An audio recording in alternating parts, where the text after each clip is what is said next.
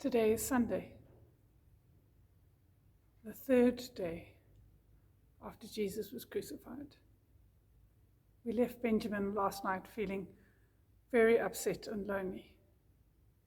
Wonder what happens today. Early the next morning, Benjamin went to the market for his mother.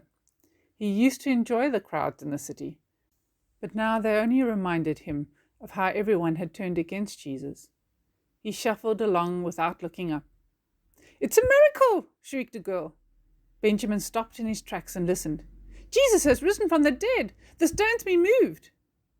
Benjamin turned and ran from the market and up toward the tomb. Could it possibly be true? Could Jesus have risen from the grave? In his heart, he believed it could be. It must be. He ran even faster. Sure enough, the stone was rolled away. He fell to his knees and thanked God.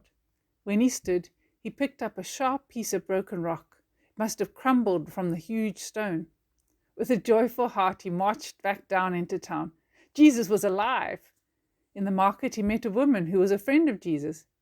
"I know the good news," he said. "Jesus is alive." "Yes," she smiled. "It's as the prophet said. On the third day he'll rise. Some of us have even seen him." Benjamin ran home and told his parents. He placed the stone in the box. What a treasure he had now. During the next few days, Benjamin and Eli listened as the disciples shared about how Jesus had appeared to them in various places. Jesus said all this came to pass just so forgiveness could be preached to all nations, beginning right here in Jerusalem, explained a disciple. He said that since we saw all these things, now we can go out to tell others the good news of his forgiveness. Benjamin smiled. Now he understood that Jesus had forgiven him too, and he wanted to share the good news. He ran home and got his treasure box and went out into the streets and gathered all of his friends. "Inside this box," he explained, "is a great treasure." The children drew closer and listened with excitement. One by one, Benjamin took out each item. He explained how he got it and what it all meant. "And so, you see," he said as he closed the box and looked into their faces, "the treasure is really Jesus. Because of what Jesus did on the cross, we can all be forgiven by God the Father."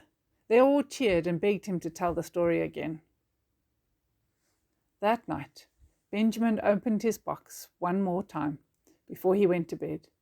He examined each item, handling all of them with love and care. Finally, he placed the last one back in the box. Then he knelt and prayed. "Dear God, thank you for letting me find all these special treasures, but most of all, I thank you for sending me the greatest treasure of all. Thank you for sending Jesus, and help me to be a good servant for Jesus. Help me to tell everyone I know about the good news. Amen." Jesus is alive. He did not stay dead. He rose from the tomb, conquered death, and offers us forgiveness, just as he offers Benjamin forgiveness. And he calls us, like he did for Benjamin, to go out and to share with the rest of the world that Jesus is alive, that he loves us so much, and that he wants to be with us. So, as you celebrate Easter, as you share Easter eggs, may you be reminded that eggs are a sign of new life, and that the eggs are hollow because the tomb is empty. May we celebrate today that the tomb is empty, Jesus is alive, and Jesus brings us new life.